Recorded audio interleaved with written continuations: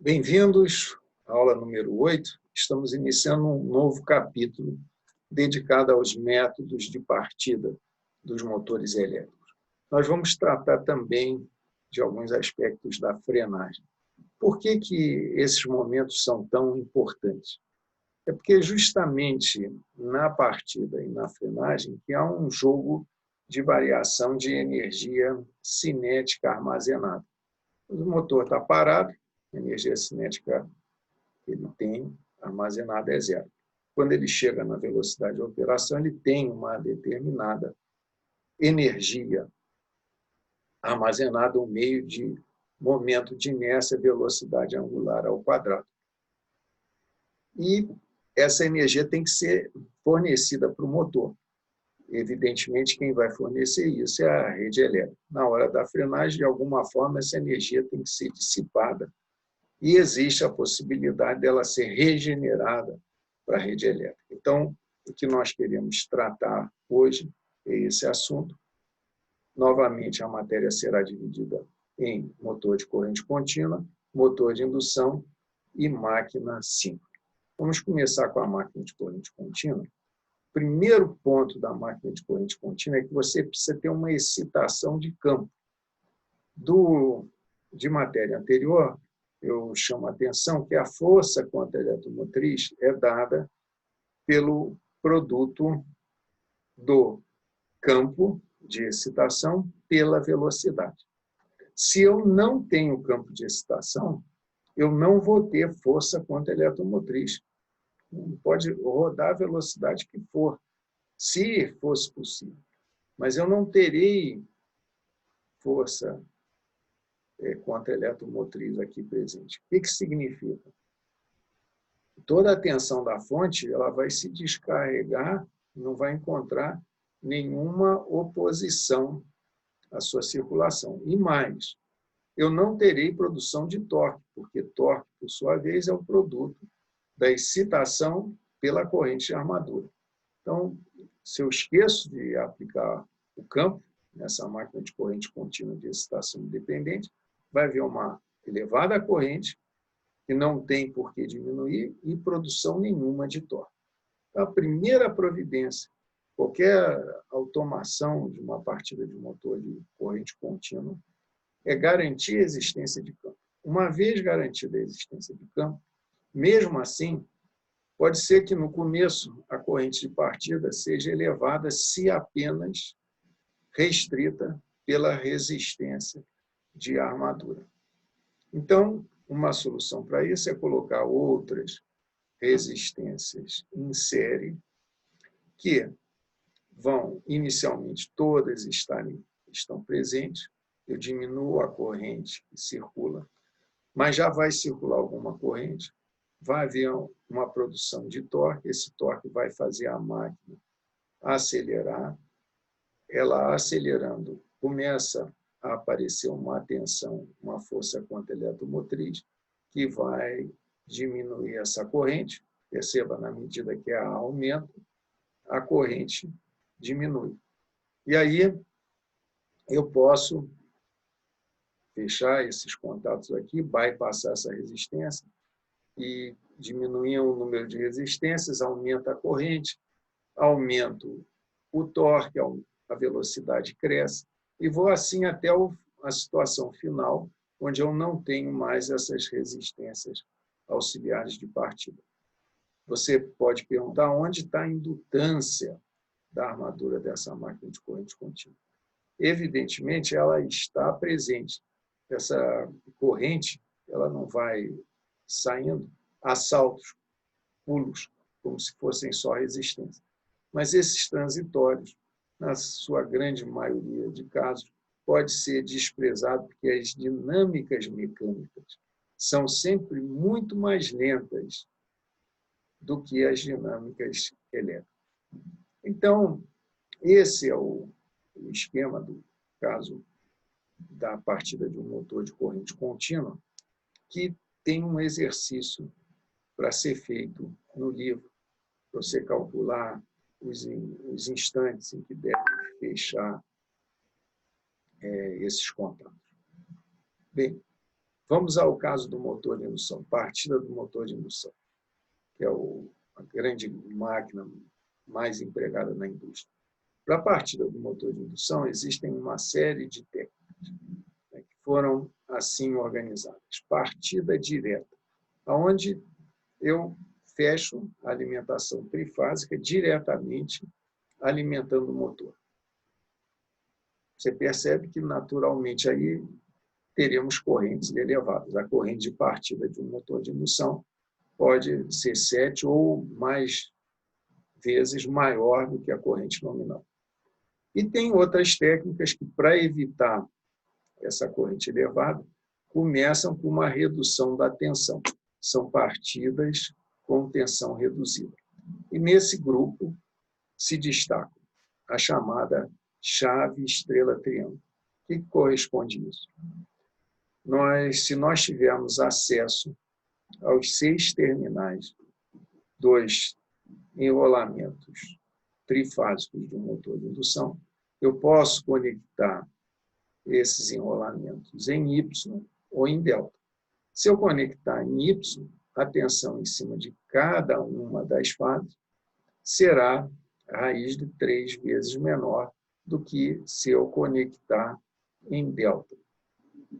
Através de exercícios, vocês vão ver que esse tipo de configuração vai permitir uma redução da corrente em 3 vezes, corrente menor. Em vez de botar uma chave estrela-triângulo, pode-se colocar um autotransformador. Digamos que você tem um motor que não tem acesso aos 6 terminais, só lhe dão acesso a 3 terminais. A conexão interna já está pré-definida em Y ou em delta. Um transformador me permitiria também reduzir a tensão aplicada sobre cada uma das fases do motor. Uma solução mais moderna é usando o chamado soft starter, que, no fundo, é um circuito de eletrônica de potência, no qual eu, chaveando através de 2 tiristores em antiparalelo, eu, em vez de ter a tensão senoidal completa aplicada sobre o motor, eu aplico parte da tensão. Vão introduzir uma série de harmônicos, não resta dúvida, mas, como isso é só durante a partida, a coisa não é tão grave assim. É uma outra solução. Um pouco, né, cada vez mais barata, mas, de qualquer forma, mais cara do que uma solução estrela-triângulo. O autotransformador, ele é mais pesado, tem ferro, tem cobre. O soft starter, essencialmente, é só eletrônica de potência. Outras formas de partida que são usadas são os ditos motores com 4 níveis de tensão. O que significa motores com 4 níveis de tensão? São motores que cada fase é constituída de 2 bobinas. Eu posso colocar essas bobinas em série ou em paralelo, em Y ou em delta. Então, por aí, você já percebe que eu consigo ajustar para que a tensão em cada uma das bobinas tenha um valor menor. Se eu colocar as bobinas de fase em série e conexão Y, eu tenho a menor tensão. Depois eu passo para a conexão em série em delta. Depois, segue-se com a conexão em paralelo em Y e a conexão em paralelo em delta, onde a tensão em cima de cada bobina é máxima. Um outro método de partida é o motor da Lander, vamos adiantar nos próximos slides. Da Lander fez essa proposta incrível, né? Na virada do século, no início das máquinas de indução, dizendo, século XIX para século XX. Uma solução muito elegante, que nos ajuda a entender melhor também os motores de indução. E, finalmente, a última possibilidade é a partida com inversor eletrônico, no qual nós temos um domínio total sobre o torque da máquina. Só que essa solução não é aconselhável se você só está precisando usar o inversor eletrônico para a partida. Se você precisa do inversor eletrônico por um controle de velocidade ou por uma outra necessidade, tudo bem. Aí você o usa para a partida. Mas você comprar um inversor só para partir não é muito econômico.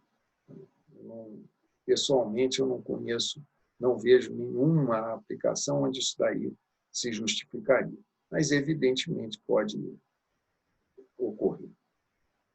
Bem, vamos aqui, então, a uma partida direta. As curvas de torque com velocidade do motor de indução, nós já vimos em capítulo anterior. Aqui tem várias curvas, né, em função de diferentes valores de resistência da máquina, principalmente resistência rotória. Isso tudo está classificado em normas e existem um motor normal, que normalmente é a curva torque-velocidade, tem um torque de partida 150 vezes o valor do torque em plena carga. Torque em plena carga é definido como aquela situação nominal onde o fator de potência da máquina é o melhor possível. Mas, às vezes, você precisa de um torque de partida maior. Então, é possível construir a gaiola de tal forma a aumentar a resistência rotória, ter um maior torque de partida. Uma necessidade de mais torque de partida, você teria que aumentar a resistência do rotor. O desagradável disso tudo, você nota, para uma operação que solicitasse aqui 100% de torque nominal, você trabalharia com uma velocidade de escorregamento mais elevada do que nas categorias D ou na categoria H ou M. E é sempre desagradável aumentar o escorregamento, se não há necessidade disso, porque vem acompanhado de correntes mais elevadas. Bom, essa é a partida direta e as diversas opções que você pode encontrar para comprar um motor de indução. Agora, para o caso do motor de 2 níveis de tensão, de 4 níveis de tensão, está aqui desenhado um esquema da fase A, constituída de 2 bobinas. Essas 2 bobinas, como eu já mencionei anteriormente, podem ser colocadas em Y série, em delta série, as bobinas em série conectadas em delta, as bobinas em paralelo conectadas em Y, as bobinas paralelas conectadas em delta. Agora, a proposta do Dall'Ander é também para um motor que tenha 2 bobinas por fase. Só que a ideia do Dall'Ander é modificar a forma da circulação de corrente entre as bobinas. Então, vamos ilustrar isso daqui através desse exemplo desenhado embaixo. Então, aqui, digamos, eu tenho um dos enrolamentos, aqui eu tenho o segundo enrolamento. Eu posso fazer as correntes circularem de tal forma que uma corrente entre aqui, saia por aqui, isso na bobina 1, depois para a outra bobina entre por esse ponto e saia pelo outro. Quando eu constituo dessa forma, você sabe que eu estabeleço um fluxo aqui, do lado de cá um fluxo dessa forma, e você percebe que são constituídos 4 polos. 1, 2, 3, 4. 2 nortes e 2 sul. Agora, essa mesma máquina pode ser arrumada de tal forma que, em vez da corrente entrar por aqui, sair por aqui, depois entrar aqui e sair do lado de lá, você pode constituir de modo que a corrente, em vez de entrar por aqui, por esse terminal, ela entra por esse terminal, saia por este, e desse daqui venha para o outro, e daqui saia para lá. Com isso, eu crio um polo aqui, e do lado de cá um polo também. Mas não aparecem esses polos nessas posições. Aliás, esses polos são chamados de polos consequentes. Porque, vejam, quando aparece um polo aqui, existe uma corrente circulando em torno dessa bobina. Quando aparece um polo aqui, existe uma corrente circulando em torno dessa bobina. Tem uma bobina aqui, entre A1 e menos A1, entre A2 e menos A2, mas eu não tenho nenhuma bobina entre esses dois pontos. Se aqui aparece um polo, foi uma consequência do fato de eu ter forçado um fluxo nessa direção, sobre essa bobina, e um fluxo nessa direção sobre outra bobina. Os fluxos magnéticos vão ter que se fechar. Como é que vai encontrar o caminho? Só encontra esse. Esse e esse.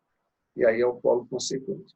Percebeu? Esse, digamos, artifício permitiu, para a mesma máquina, eu tê-la como uma máquina de 4 polos ou uma máquina de 2 polos. Mais interessante ainda é que esses enrolamentos podem ser arrumados de formas distintas, como está apresentado aqui. Então, essa figura mostra os 6 enrolamentos. Relembro, para cada fase eu tenho 2 enrolamentos, em diferentes configurações. Em cada caso, cada um dos casos, caso A, caso B ou caso C, eu terei uma situação de baixa velocidade, com maior número de polos, e alta velocidade, com um número maior de polos. Sempre um caso de baixo, um caso de alto. Só que as configurações aqui são arrumadas, ora, com os enrolamentos delta em série, ora, Y paralelo, ora, Y paralelo, delta série, diferentes formas.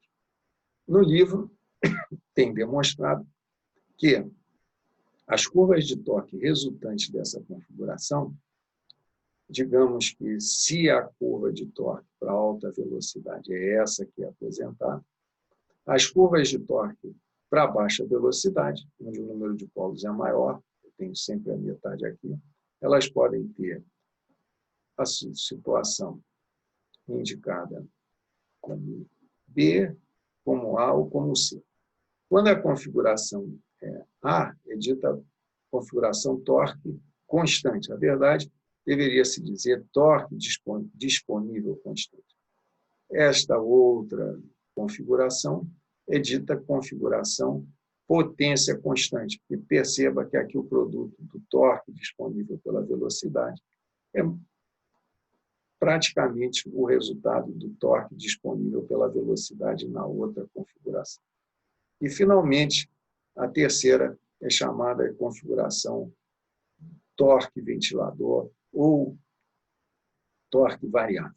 A escolha vai depender do tipo de carga que você tem.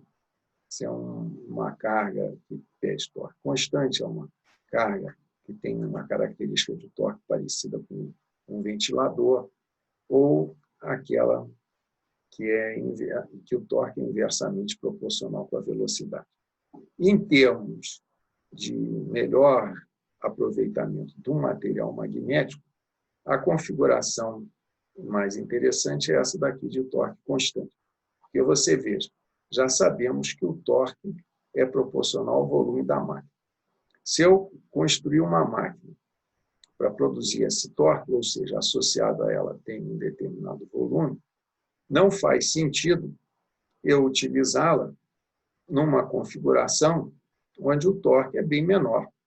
Uma máquina dessa, eu não precisaria ter gasto tanto material ferromagnético para produzi-la. Da mesma forma que se eu construo uma máquina que tem que atender a esse valor de torque, ela já vai ter um determinado volume associado a ela, porque, novamente, o torque está associado ao volume. Então, se eu construir a máquina capaz de produzir esse torque, por que usá-la num torque menor? Isso em termos de aproveitamento do material ferromagnético. Porém, para atender cargas que têm a forma, característica de carga, potência constante, torque inversamente proporcional à velocidade, as outras configurações são mais interessantes porque levam a pontos de operação com maior rendimento.